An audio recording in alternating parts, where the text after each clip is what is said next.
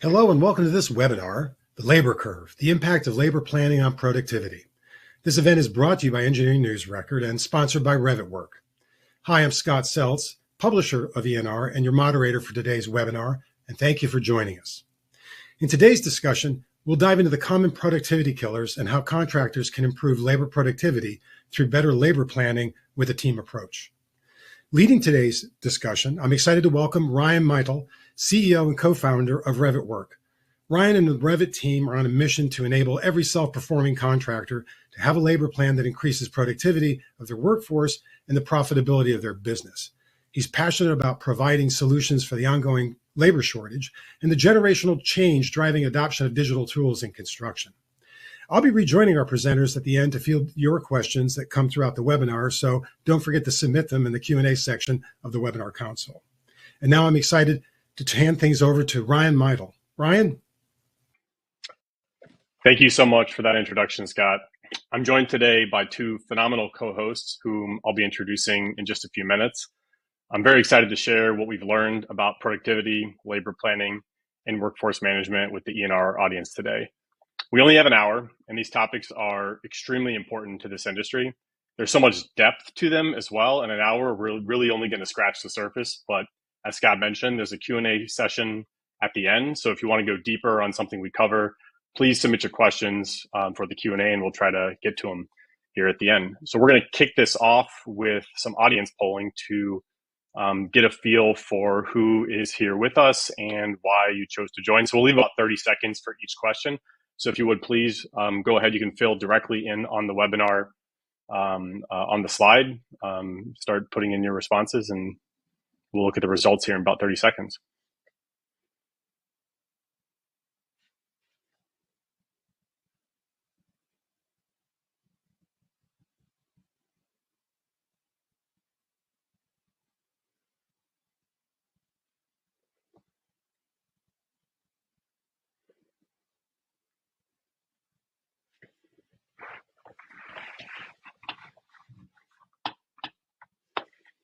All right, let's go ahead and take a look at the results.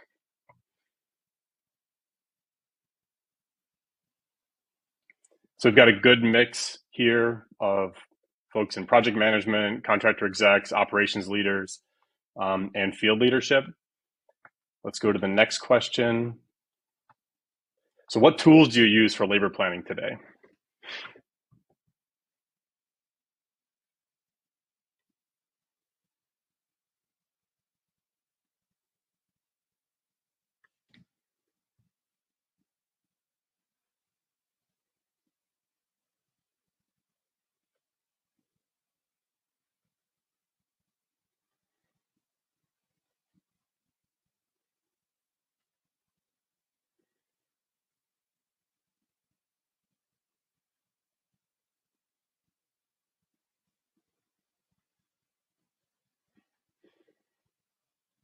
All right, let's take a look at the results.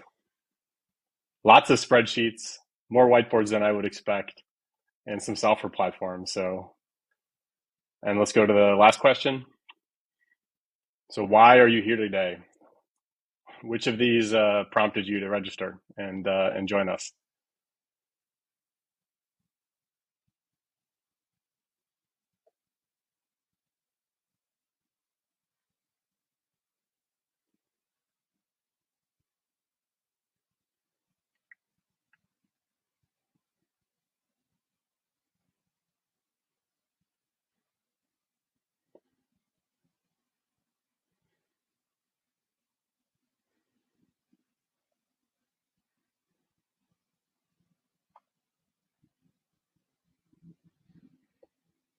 All right, let's switch over to the results. Pretty even mix. And so we'll put that in the back of our minds as we kind of go through all the content we have to go through here today. So first, I wanted to start with why we're here. Number one, our goal is to establish a common understanding, anchored with some common language around productivity, labor planning, how they're related, and why they matter in construction. Second, we wanted to share some of what we learned from working with more than 100 leading contractors, including best practices, which includes hearing from a market leading contractor who I'll introduce here shortly. And then last, in part, how much we care about these topics: productivity, labor planning, and workforce management. This is all we do at Rivet. And so this matters a lot to us. And so, we hope that, I hope that comes off in our presentation today. And then lastly, hopefully we'll keep it entertaining and everyone will have a good time. So just quick overview of the agenda. So we're going to start here with introductions. I'm going to introduce my two co-hosts, and then I'm going to go over who this is really for. Then we're going to get into the why, and I'm not going to hold folks in suspense. We're going to start with the bottom line up front, and then my co-host Louis is going to go through productivity and labor planning, some definitions around those. Then we're going to try to tie them together. And then finally, we're going to come back around and we're going to talk about how we enable companies to build and get the most out of their labor management, or their labor planning process through workforce management business practice. So let's start with some introductions. So as Scott mentioned, my name is Ryan Meidel. I'm the CEO and co-founder at Rivet Work. I'm an electrical engineer by training. Prior to starting Rivet, I worked in lighting and controls for the better part of a decade. Our why at Rivet is labor productivity, which is why we built a workforce management software platform. Today, we are the most advanced construction labor dispatch, scheduling, forecasting, and workforce capacity platform on the market for self-performing contractors that specifically do like commercial, industrial, and multifamily construction. We're the market leader amongst electrical contractors. We're a NECA partner. We're an Electric Council member. We're an IEC partner. We're an ABC partner. And we work with some of the largest MEP contractors in the country. I've got two really phenomenal co-hosts here with me today, both of whom are in the weeds on labor planning and productivity every single day. So first, I'd like to introduce Rivet's head of product and my co-founder, Louis Gelinas. Louis, would you mind sharing your background and what inspires you about what we do here at Rivet? For sure. Yeah. Thank you, Ryan. So my name is Louis Gelinas. I was active duty Army for about a decade, people, process, priority management in the infantry. When I transitioned out of the military and came across Ryan and realized there was an opportunity to take a lot of the things we had learned and the systems we had developed in the Army for troops to task and the schedules and timelines for all the missions we'd be running and help construction contractors solve their problems. That was an exciting opportunity to me. And so for the last 5 years, I've been working really closely with contractors to figure out how to create a platform, that I wish I had when I was trying to solve a lot of these problems back in the Army, including Jason Sherwood, one of our partners here at Rivet. Yeah, so Jason, can you tell us a little bit about your role and your background? Yeah, my name's Jason Sherwood, and I'm the senior operations scheduler. Our business started back in 1990 when Dan Puente established it right out of his garage. And from his small little 1 to 2 man operation, he's turned it now into a 647 electrician operation. And we're doing large scale projects from NDAs with like data centers to airports, and large scale commercial ground up TIs. So, and I've been working for the company for 9 years now, and I love it. Great. Thank you so much, guys. So, next we're going to talk about who this is for. So first off, this webinar is for anyone who cares about labor productivity in construction. We'll get a little bit deeper into that in a little bit, but if labor is a big part of your business, then productivity is probably a key metric for your business and your jobs. This is for you. On the left, this is a small sample of market-leading self-performing contractors we work with at Rivet. And that's why our mission at Rivet is to enable every self-performing contractor to have a labor plan that they can execute against and that will ultimately improve their bottom line. So I said we'll go to the bottom line up front in case you're not able to stay for the duration of the entire presentation. So I'm not going to hold you in suspense. If you're already enraptured by what we're saying and you can't stay for the full hour, please just take a screenshot of the slide, reach out through our website, or send me an email directly. That's my email. I will respond. And so, first, right, labor matters. Labor matters a lot in construction. It's the thing that you're most in control of, although it often doesn't feel like it. And labor is what makes or breaks the profitability of most jobs. So that's why fundamentally, what we believe at Rivet is that the labor plan and the active labor planning has a really profound impact on your company's labor productivity. The way you staff jobs, the way you move people and crew between jobs, and even the way you bid and pursue new work impacts your company's productivity. And that's why number two, you might be asking yourself, like, so what? Like, of course we labor plan. Everyone does some level of labor planning, even if it's just forecasting the next 2 weeks. But making a good plan that you can actually execute against is extremely hard.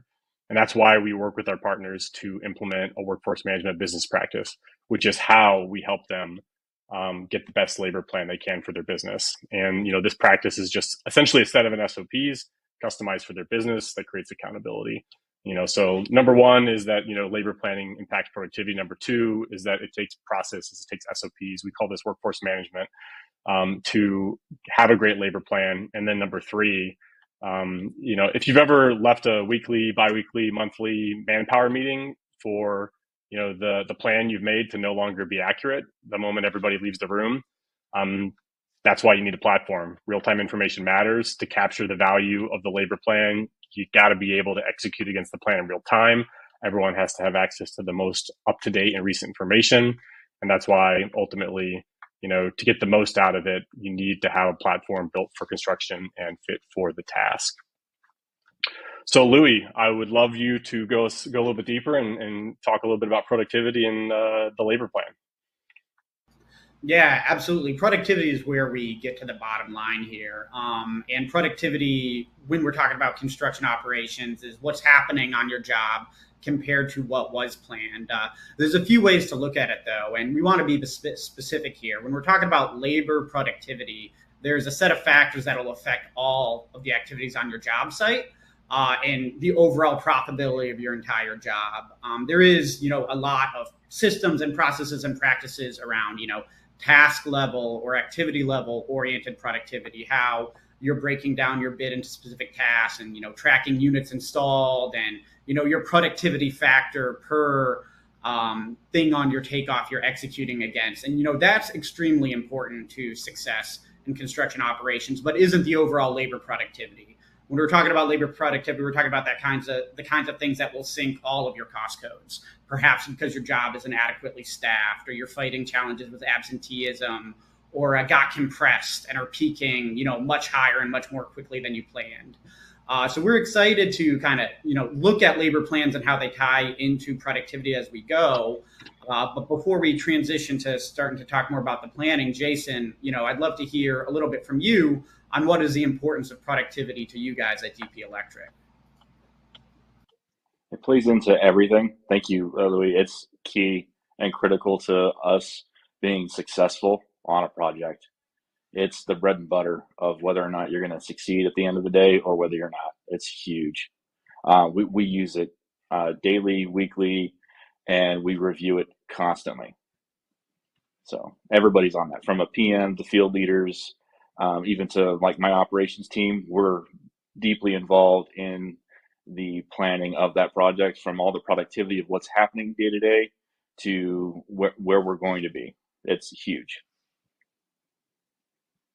Yeah, and honestly, I imagine I don't got to convince folks of the importance of this, because as a specialty subcontractor, often 60% of your costs are tied up in labor or more. And so a simple 5% fade on your labor productivity, that's 3% additional cost and a significant chunk of your profit margin, potentially a quarter or a half or more, depending on what you're running that job at. Which kind of brings us to the discussion of the labor plan and how planning can set you up for success, because the labor plan is what you're measuring yourself against when you're talking about productivity. So when we're thinking about the labor plan, it's how you allocate all of your labor resources to execute against your portfolio of projects. And what Rivet as a platform kind of allows us to do is each of those project managers and general foremen is living in their job labor plan, able to build it, able to customize it based on the kind of work that they're performing and when they expect to peak and what their constraints are with access to the job site.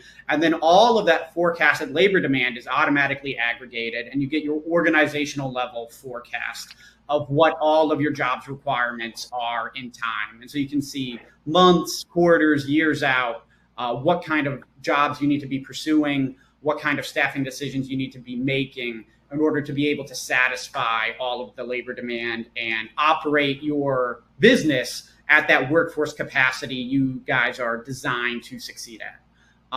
So with that, Jason, I want to talk to you a little bit about how you guys think about planning at DP Electric. Are you guys planning every single job? Is it just the big jobs over a certain amount of hours? How do you think about making this forecast of each job's labor requirements?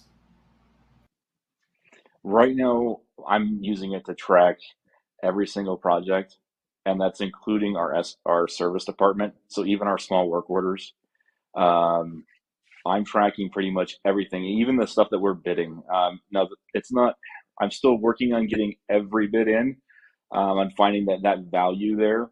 Right now, we're working on capturing about the 80% positive that we're going to get the bid, and we're putting those in to help us with dialing in our forecast, looking at the productivity on our current projects with where they're tracking, trending.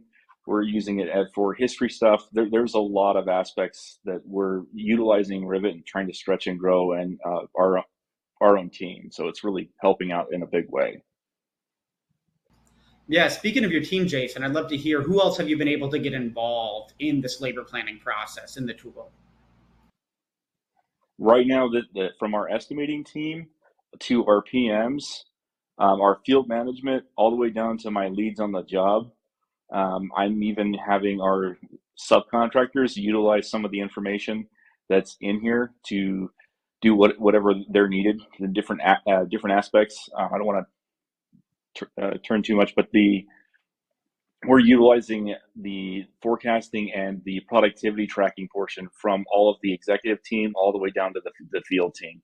And the cohesion and how transparent the information and the data is able to sync and share like really, really quickly is critical when we're on these projects and we're needing to communicate that information out to the team without having to send emails out or picking up the phone. This really streamlines all of that communication to be able to send it out to the entire team and removes a lot of headaches and a lot of guesswork. That's awesome, Jason. And that kind of, Ryan, would like to hear you to elaborate a little bit more on planning and productivity and how they tie together. Yeah, so we've met with hundreds of contractors, and often when discussing their labor planning process, we look at some of these labor curves that they have for their biggest projects, and we're just talking bodies per week typically, and you can see right away just from the outline if that project is going well or went well or not. You can literally see in the outline of the curve usually places where productivity is being lost. Some of it's intuitive, but maybe not often explicit. When the labor curve looks like an EKG, it's not usually a good sign for productivity. And sometimes it's from factors you control, other times it's from factors you don't control. But whether it's your business's fault or not, right? These factors tend to compound. Like undermanning a job at the front end leads to overmanning and overtime later. And yes, overtime is a cost of doing business, but also it's a productivity killer. And a job that runs long or doesn't ramp down fast enough leads to undermanning the next job, which would likely lead to overtime, let alone schedule compression. The labor plan is an intricate spider web of these cascading relationships. Like every project impacts the next. So it's really important to be able to easily plan across all jobs, not just like within jobs. And so that's really what we're talking about is the labor plan is how you position your organization to execute your projects as productively as possible. It's a living, breathing thing, which is like why you need a platform. For example, like how do you take a good situation and make sure that you capture as much of that value you've created for yourself as possible instead of just bleeding out that margin at the end? Or how do you take a bad situation and create the best outcome you can for yourself and your business? The best contractors that we work with have a very tight loop between percent complete on the job, the top line labor productivity on the job, and the plan to complete the remaining work. And again, our customers tell us the difference between the companies with that tight loop and those that don't have it is 5 to 6% gross margin. And so, Jason, I would love to hear how you guys think about this and what you do in these situations. So, like, for example, you're ahead of schedule on a job. You're at 50% complete. You've only spent 45% of your labor budget. What do you do? Like, how are you changing the plan? How are you making sure that you capture that earned value on the job? we're reevaluating the forecast. Maybe I don't need the 25 guys, and I'm shifting those guys to other projects to where we may be running a little tighter, or we might be in more of a tighter situation where you're running behind, or there's some other issue or something that has come up where we've had to shift gears. Any of those things that wind up happening, that has happened to us on several projects, because that's just kind of part of the business, where you can't plan on when your panels are going to show up. Sometimes there's delays on when you're going to get wire for whatever rhyme or reason on the market. I know that we've all kind of seen that delay on material, getting pushbacks from other trades, contracts, things happening on your job, whether or not there was an incident, accident.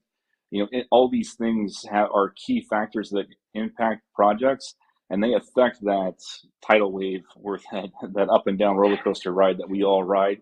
So it's really hard to plan, hey, well, 6 of these guys called out and they were on PTO for this last week or whatever's going on. All those things impact and add up to whether or not the productivity is getting done on that job, or where you're going to wind up being in 3 weeks from now. So it's huge. And what about when you guys, so like, you talked about getting behind on some jobs and you maybe shift some resources over there. So like how do you adjust the plan then when you're behind, right? Like we've spent 50% of the budget, but we're under 50%, complete to date. Do you run scenarios, different crew ratios? Do you look at supervision? Like how do you think about that in the context of the labor plan when you're behind on a job? As of lately, it's been more of reactionary, and then from time to time. So it's as you're plugging this information in and playing with the numbers, we do forecast and factor in worst case scenarios on the majority of the projects. So that way, when I am running really, really lean, I have that opportunity to be able to shift those guys around, and it's more of a pretty quick adjustment for us in operations to quickly make those decisions together with the general superintendents and our field ops team. We can look at that on the fly and be able to make those quick adjustments when a foreman's getting into some hot water. We can make that adjustment from a job that's tracking really, really well and make those shifts. We've moved an entire job before too, and working with our GCs, where GCs may be struggling on another particular project. They've asked us to take our entire crew from another project that we were working on them with and completely remote the entire crew over to go help out that other project. So we've done things like that, working together. Great, thank you. So to this point, like we've really covered like what labor productivity means to us, what the labor plan means, how these things are kind of like tied together. We're going to switch gears here and talk about how you close that loop, how you create that tight loop between labor planning and your job productivity, because it's hard. And it takes people, process, and technologies working in unison to accomplish it. And that's why we work with our customers on this workforce management business practice, like for their business. And as I mentioned earlier, like this is really just like a set of SOPs customized to their business that documents, establishes responsibility, creates accountability for each of these pillars, which is what I'm going to kind of like walk through next, which is our theory or our thesis about how you get the best labor plan you can have for your business. So first, I'm going to walk you through this on one job, and then we'll kind of like roll it up, and then we're going to dive deeper. Louis, and Jason are going to dive deeper in each of these. So starts with the forecast, and again, like this at the beginning, for most of your businesses, this is people or bodies by week, and then you need to figure out who you're going to staff this forecast with, and so we call that rostering. And, the roster, and again, we'll go into it a little bit deeper, but this is, again, skills, certifications, qualifications, badge access, what makes these individuals unique. Then you schedule those against the forecast. So you schedule the roster against the forecast, which we call scheduling, naturally. And then that doesn't do you any good if you don't communicate it. And so the next pillar and SOP is around communications. So again, how do you communicate to your field? How do you communicate to your back office? How do you keep all this information in sync? And then lastly, it's productivity, which is again like comparing this plan, comparing where you are against where you thought you'd be, and then how are you going to make that change? How are you going to change the plan to try to create the best of the situation that you have? And so that's for one job, and then rolling it up across multiple jobs. The last pillar is information, and it's more broad than any one job. It's again like we call this controlled transparency. So again, like how do you put the right amount of information into every single person's hands? The foreman, the journey worker, your apprentice, your operations executives, they don't all have access to the same information, but they all need like a piece of this like same pie of information. And so that's the workforce management practice and high level, like kind of like how the workflow works. We're going to dive a little bit deeper into each of these pillars directly. So, Louis, do you want to go ahead and kick it off with forecasting?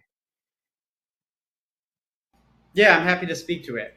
So forecasting was that first step, which is identifying the labor needs for the plan. We have the ability in Rivet to just start from the three simple inputs of start date, end date, and total hours, field hours required for that job, and then run it through a tool that distributes that labor over time according to like known, tested, proven labor resource profiles for office jobs, for commercial jobs, for front-loaded or back-end loaded jobs. And what that does is it makes sure every job is starting with a plan by removing all of that friction to create it. That said, each plan then needs to be deeply customized by the project manager, by the team once it's handed over from estimating.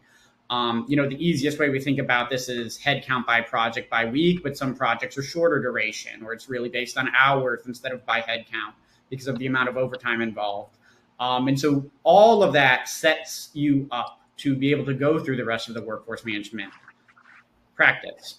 But starting here with forecasting, really the question is who's going to create the plan? So Jason, that's one of the questions I'd like to ask you is when you're at the earliest stages of this opportunity, potentially it's not even a contract yet, who is creating the first versions of your labor plan? That's our estimating and PM team. For sure. And then what does it look like when that plan is handed over from those first folks who are sort of creating the curve that you can use in your long-term forecast to a more actionable, specific plan that you're ready to start leveraging names against? We take the initial plan and then share that with the next level would be the field leader, the general superintendent, and our field director would be going in there and myself and looking over that plan and then communicating out, taking an org chart and saying, okay, this is what we're going to do. This is how we're going to get there. And then fine tuning that initial plan and looking over the bid and everything that was initially submitted to make sure that nothing was missed. Yeah. And so I'd love to hear a little bit, Jason, because you were a big partner with us in even developing out some of these features and functionalities because you had found a way to solve this problem even before you had the platform. So what was your solution for long-term forecasting and your future labor demand in the before times, if you can remember them still? Yeah.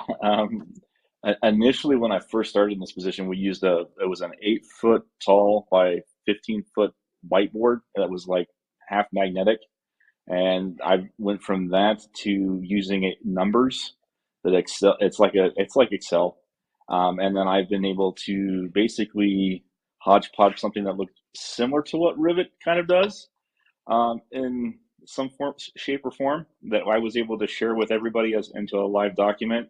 I had 87 people utilizing this shared live Excel. We'll call it an Excel spreadsheet, but it had a whole bunch of macros in it. So when you just hit button clicks to move people from one job to another, and that automatically updated the forecasting, and it tied into a whole bunch of color coding, and to the point to where it just basically broke, and we needed something better. And Rivet was definitely had answered that, and there's so much more that Rivet's capable of. But yeah, it's helps us out tremendously.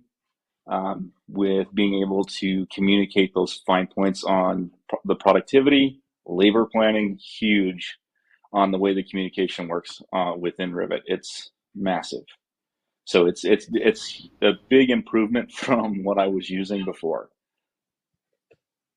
For sure. And I imagine, I remember talking to you, I think it was like April of last year. One of your biggest challenges was that handover of the jobs and how they were forecasted by your estimating team to the project management team that you were hoping would be keeping this, labor forecast and future manpower demand up to date. How is the experience getting those folks to collaborate with you in the platform now? I'm getting a lot more buy-in. Our team is utilizing it every day. And it is the repercussions of like the benefits everybody's starting to see. And it's really starting to pan out. And we're starting to see the benefits and being able to pre-plan things, being able to accurately know where the company's going, where we currently are at, what our weaknesses are, what our strengths are, and to be able to tackle larger projects. We're able to communicate. The communication's improved drastically. So it's been fantastic. That's great to hear. And, whether it's a spreadsheet or a platform, numbers in a spreadsheet or a nicely visualized curve, the software isn't going to go do any of the construction work for you, right? So, Ryan, I'd love to hear a little bit about rostering and how we think about putting the right people against these requirements we've identified. Yeah, thanks, Louis. So, we define rostering as, a complete list of what makes your personnel unique for field operations. Jason, how did you do this before Rivet? What did your process look like before? It was similar on my number sheet. I had it the way the roster board pulls up in there right now. That's how I had it similarly built in numbers, and I was able to sort it and then quickly do job assignments, and that all tied and correlated into the forecast. So as I was making those moves, it was automatically updating my numbers for me and updating the forecast and with where everybody was going. The only thing it was lacking was the actual dispatches. It's really cool within Rivet that you're able the communication piece that ties into that when you are rostering and submitting guys out for job assignments and things like that. It's huge time saver. And then also pre-planning for like when you're what you call rostering, we call it's an org chart essentially is what I build for our projects. So I'm able to pre-plan. These are the guys that are going here, and Rivet allows us to really dial that in and plan roster guys out for years out. It's amazing. So here on the screen we have a picture of one of these, like we call them baseball cards, but who is using that inside of DP today? Like who all has access to the information, and what kind of information is valuable to you guys from there? Everything really. The training records to a person's their phone number, their email address, their schedule, what's coming up for the week. All of this stuff is extremely critical when you're trying to schedule and plan someone or finding the right person for the right job.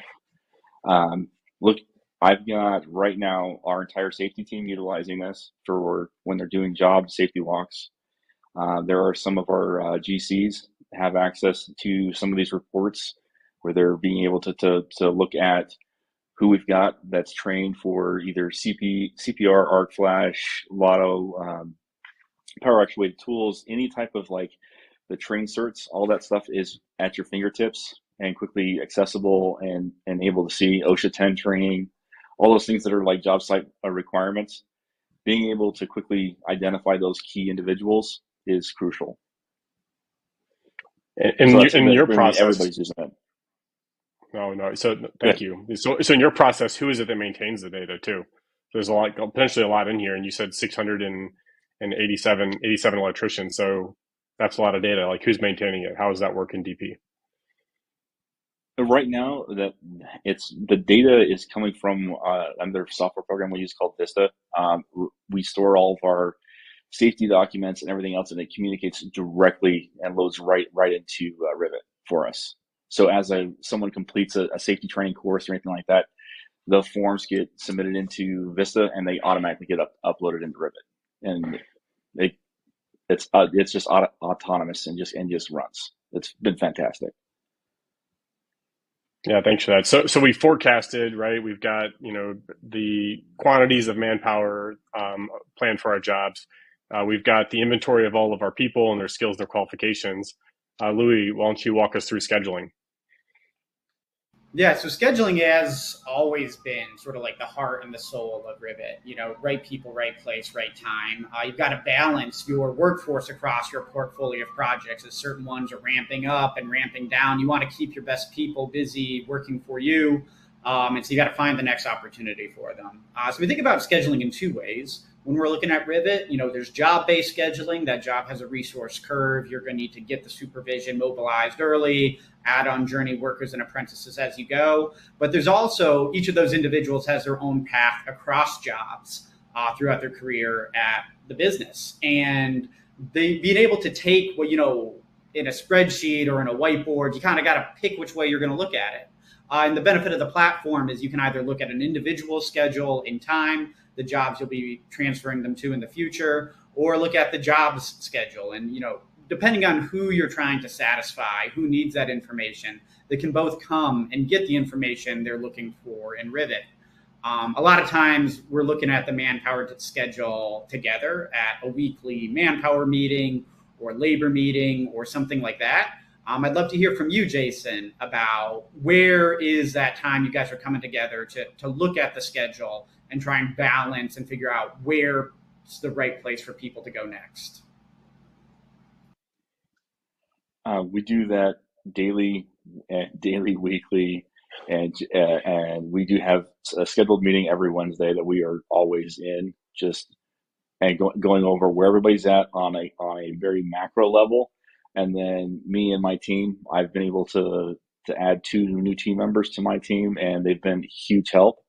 And we just basically every single day are going through that, making sure that everyone's dialed in with where they need to be and that the company's on track. And then we're communicating that out to the rest of the team. And I've got all of our Rivet allows us to have full transparency with all this as well. So the GSs, our field managers, the PMs, they can all see this as well.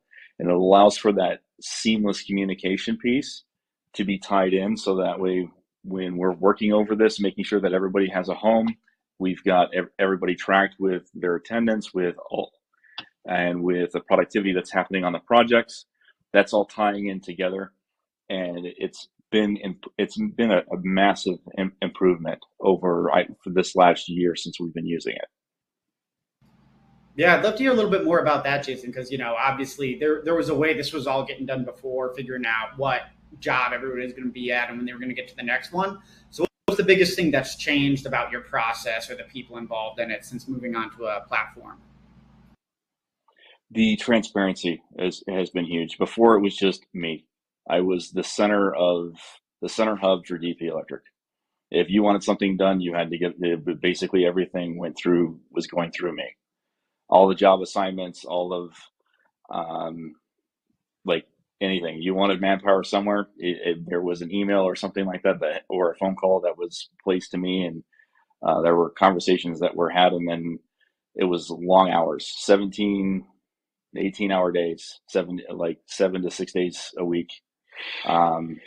Since we've implemented this program, it has drastically changed that. I'm not working 90 hours a week anymore. It's down to like a 60-hour work week for me, which is phenomenal. And my boss is really, really happy about that too. And I've also got 2 other team members now that are in place to really help out with that too. But the biggest thing here has been the communication and the transparency for Rivet. It really does allow for a much more seamless way of being able to share critical information to the critical key members that are your decision makers, so your executive team. Then they need to know, where the company's at all the time, because there's always, a meeting or something that comes up, and they need to have that information at their fingertips. So, yeah, it's been vital. For sure. Yeah, that makes a lot of sense, Jason. I think in the end, there's different folks who have different information needs, and that superintendent being able to see how the folks from his trade are going to flow across jobs and developing their skills in time. And that project stakeholder who really just needs to know who's coming next Monday, because it's time to ramp up for the next phase of production. Everybody can come get that information themselves out of the platform and participate in that process. Which kind of brings us to the question of, communication after a decision has been made or after a requirement has been created. How do we get that information to the right folks? Ryan, would love to hear a little bit about that. Yeah. So, again, we forecasted, we've, rostered, we've scheduled those individuals to the job. Now we got to communicate that information to both the individuals going to the job and, everybody in the back office. So, Jason, like at your weekly meeting, you've got a high voltage guy going from, a data center to a semiconductor plant. Like, how do you make that happen? How do you let them know? It's right inside of Rivet that there is the dispatch feature that is awesome. It sends a text and an email. I can't tell you guys how many times I've had guys say, well, I didn't receive the text, I didn't receive the email, or I lost my phone, or my phone number changed. Rivet has a really fine-tuned way of being able to track whether or not your employees received the notification, and you get that whether they read it, whether they opened it, and then the way I'm able to actually include everybody all in our assignments. So when I'm moving a guy from a project, let's say I'm moving it from a semiconductor project to the project down the street over this ground up TI skyrise, I can send it to their old foreman, the new foreman, the old superintendent, new superintendent, all the PM team. They're all included in it. Everybody gets a text and everybody gets an email with all the same information on it. It's 100% transparent. So there's no questions. There's no misleading information. All the information is there. And if something needs to be corrected or changed, or something does change, all the person's contact information is there, so that way we can adjust it or update it if needed. It's super awesome. So it's created a lot of transparency for your business. Has it also helped you? Has it also saved you time? Drastically. You really think about, in order to do that, if I have to call the foreman from the last job, the foreman to the new job, both GSs and the two PMs, that's easy 15 to 20 minutes of different phone calls, different text messages, copy and pasting everything. This is one and done. You're just adding everybody into the one little stream. It takes maybe 60 seconds for me to dispatch one person or one job assignment. It's been a time saver drastically, and I can do this on the fly. I could be on a beach somewhere in Tahiti and move guys around. That's our goal. Is you're doing your job from the beach. But what about misfire rates? So folks showing up to the wrong job, showing up to the job with the wrong equipment at the wrong time. Has it helped? Has it helped at all there? I haven't run into that issue since, and even before that was never a huge massive problem. I mean, you'd get that from maybe once a year prior to using Rivet. Since we've been utilizing Rivet, I haven't run into that issue with the miscommunication as far as that.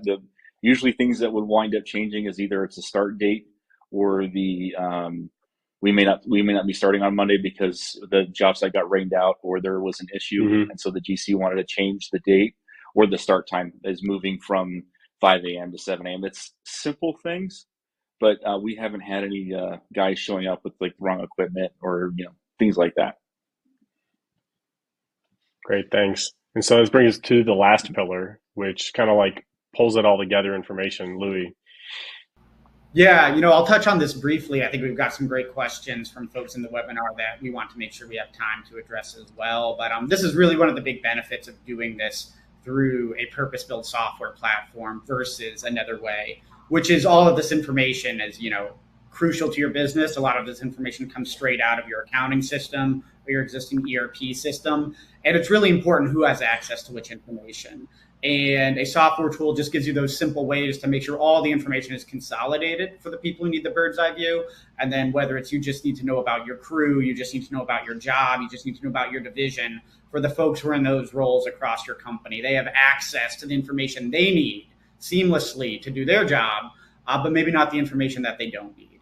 And that's one of the key benefits of being able to manage that information, manage those permissions through consolidating them in a software platform. But it's all about the big picture of productivity. So I'd love to give you a chance here, Ryan, to speak to that before we go to the questions. So this just kind of rolls it all back together, and just want to reiterate our, what the bottom line up front was here at the end, which is, there's three things we believe here. Having a labor plan improves productivity. Labor planning is so much more than just like a 2-week look ahead. And it takes real work to have a good, solid labor plan and have everybody on the same page. And we help businesses do that through this workforce business practice, which we just walked through. And then lastly, like to create the transparency and visibility across your whole business, have everybody dealing with the same information in real time. You need a software platform, built for construction and fit specifically like for the task. And so that's it for us. Now we'd love to get to questions. Scott? Oh, thank you. That was a great discussion and presentation, Ryan, Lewis, and Jason. And before we have you address questions from our viewers, I'd like to remind them that we'd love their feedback. So if they would please take a few moments to complete our webinar survey now, or it'll be provided to them at the conclusion of our presentation, it would really help us. And boy, did we get some questions. So let's just jump right in. First question. Many construction companies don't know what's true about their labor force in terms of their skills, abilities, certifications. How do you gather that information from their existing workforce? Yeah, absolutely. So that really becomes a question of like, what is the source of truth for worker skills and qualifications? And we found the most success when Rivet becomes the source of truth for skills and qualifications. It's a flexible platform where whether it's things really specific to like, residency or minority requirements to work on certain jobs alongside with their skills and qualifications that might be in a Vista module, like Jason was talking about. That's what Rivet is built for. And I don't know if there's something out there, except for all the spreadsheets we tried to make to solve the problem ourselves, that really gets to the heart of the matter. Would love to hear, Jason, what's the source of truth for your guys when it comes to their skills, qualifications, and characteristics? Yeah, we store basically all the training records for like the OSHA training. When they go through, they complete a CPR training course or a heat-related illness course, any of those specialty training, power actuated tools, forklift, any of that all, once the instructor has signed off on it, it is all tracked and uploaded into our Vista, which is basically kind of like our HR software, and that just reports directly into Rivet, and it's logged in there, and it puts tags on the actual employees. And then for some of the training, we're able to actually put in like a certificate where it basically expires, and it'll let us know when they need to be retrained as well. So I mean, Rivet really does help with tracking all of that training. That's and great. The source of truth is coming from Vista. Sorry. No, I didn't mean to interrupt you. Another viewer is asking, how does the software adapt to PCOs, COs to the schedule?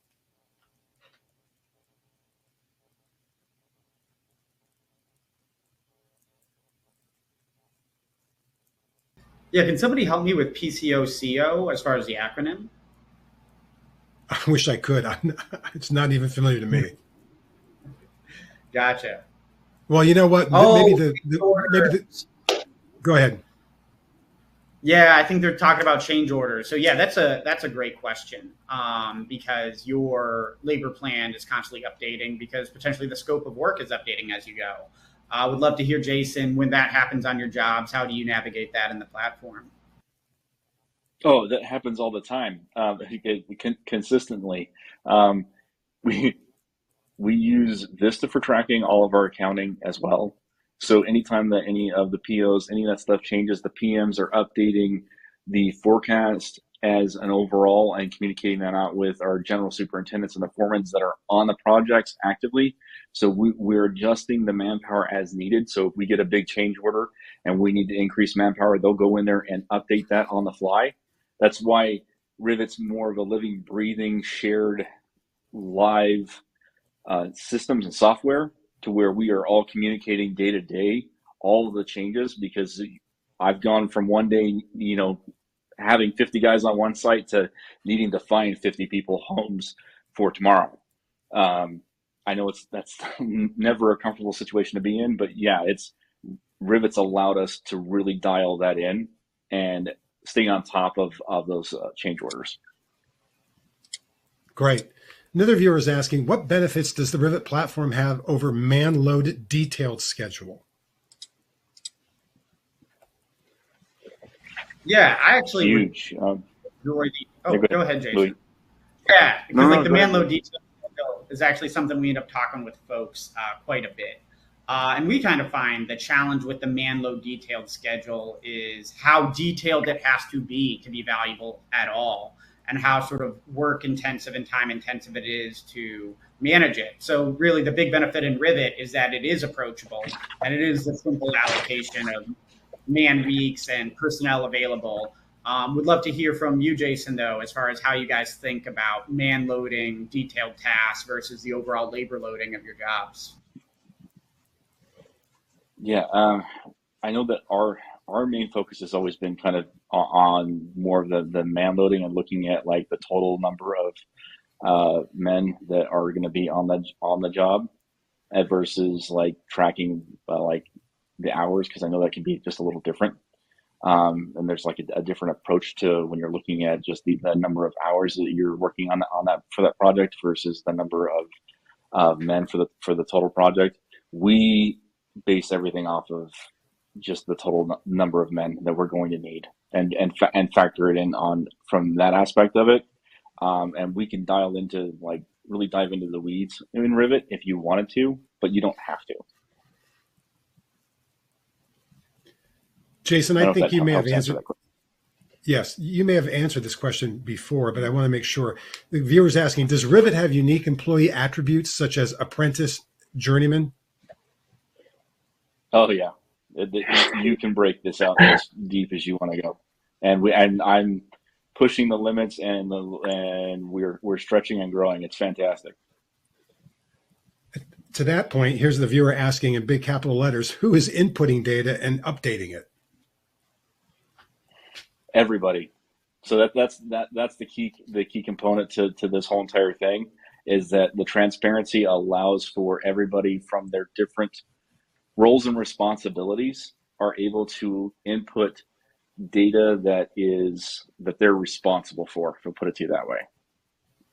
So that not everybody can go in and update all the same data or has the same level of access, because there's different levels of access, but everybody is able to contribute for their portion of the pie. I also want to say, on the information piece, a lot of times there's double data entry frustrations when you have an existing HRIS or accounting system where you're tracking your prime contracts. And so that's why we've invested a lot of energy in our integrations product and integration service, where whatever your construction ERP is, whether it's something we'll be able to connect to your database or connect to your API, or just be able to let you drop that file that you can export, we make sure that whatever your source of truth is for people and projects, that data comes into Rivet automatically with all the information you're already tracking in that system. So then when you're in Rivet, you're just enriching it with your job assignments and Rivet-specific information about that job's labor plan. And Louis, you actually answered the question before it was posed. So another viewer is asking, does Rivet integrate with Viewpoint Spectrum? Yes, we do. That was an easy one. Another viewer is asking, does Rivet portray percent complete or quantity installed reports for the field? Yeah, so that's actually one of the areas we're going to be growing the platform in the future. We kind of understand that when it comes to productivity analysis, that's one of the key systems and processes discipline teams are doing for their job already. So you can do a percent complete for the overall job. We can synchronize some of that information, based on calculations on your ERP, but providing people managing jobs with more tools to do that is something we've heard about and something we're interested in. Great. Another viewer is asking, many construction companies don't know what's true about their labor force in terms of their skills, abilities, and certifications. How do you gather this information from their existing workforce?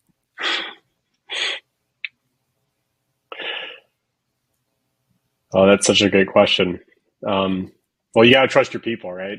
And so your frontline supervisors first, the skills, certifications, what have you that you're putting in there.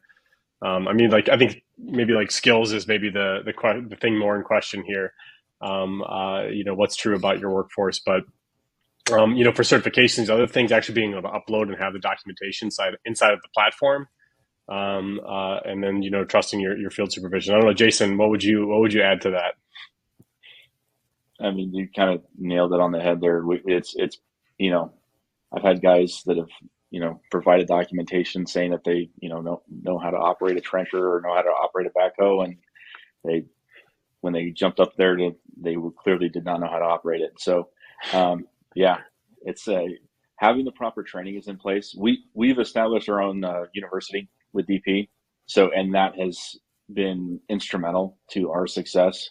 So I mean, that plays into our training and education for all of our employees, and that's what DP is really about, is the employee development. So that's how we've been able to negate that and really work through that, is through employee training. Thank you. I think we addressed this, but nonetheless, a viewer is asking this question. Productivity by cost code was shown earlier in the presentation. Is that built into Rivet? Yeah, that's not built into Rivet today. We put that up there to make some of the distinctions between the high-level labor productivity factors that will affect all of your cost codes, which are very easy to visualize and manage in Rivet today. But the cost code itself, loading or analysis of how much labor is allocated to each activity, is not a feature in the platform today, although it is something we're hearing a lot from our customers about being a potential great next step. Jason, I'm kind of curious, where does the rubber meet the road for your team, for your project managers, as far as managing their percent completes by cost code today outside of the platform? We're using Vista to track all of our cost codes, and basically the allocation of each bucket for each completed task. It is critical, but we are tracking that, and it's tied into our payroll system. So every guy is basically getting broken out when their hours are getting billed. We're allocating those hours to that phase code or that cost code of what it is that they're doing. And then that also winds up on a separate Excel spreadsheet at the moment as well. Great. We have a minute and a half left and one question left. And this question is the $64,000 question everybody wants to know about. How do you think we can better leverage AI to help alleviate the chronic workforce shortage? Go. Well, the AI is not going to be able to pull wire or bend conduit. Well, maybe bend conduit in the factory, right, with some robots, but we'll get there. I think where you're going to see it having the biggest impact, and even in the same vein as what we do for companies, is it's enabling businesses to do more with less, and that is productivity, like that's efficiency. So if we can have less waste on the job site, less hours wasted, then you're going to be able to get more done. And so I think that's like the near term answer to AI, specifically for helping in the field. Now in the back office, I think there's a lot more opportunity for AI to help on the contract end, potentially on bidding work side of things. But in the field, I think it's more going to be around these these efficiencies, which again can be massive. Just the workforce management practice can mean a significant number of points on your gross margin. And so, if AI can amplify that a little bit more, you're going to get even more out of it. Thank you, Brian. That's about all the time we have. Please join me again in thanking our presenters, Ryan, Lewis, and Jason. and our sponsor today, Rivet. If you have any additional questions or comments, please don't hesitate to click the email button on your console, and we'll share them with our presenters so they can respond to you directly. If you didn't have a chance to fill it in earlier, you will be redirected shortly to the post-event survey. We look forward to hearing from you about how we can make our programs work better for you. Please visit enr.com/webinars for the archive of this presentation to share with your colleagues, as well as information about our upcoming events. We hope you found this presentation to be a good investment of your time. Thank you again for joining us, and have a great day.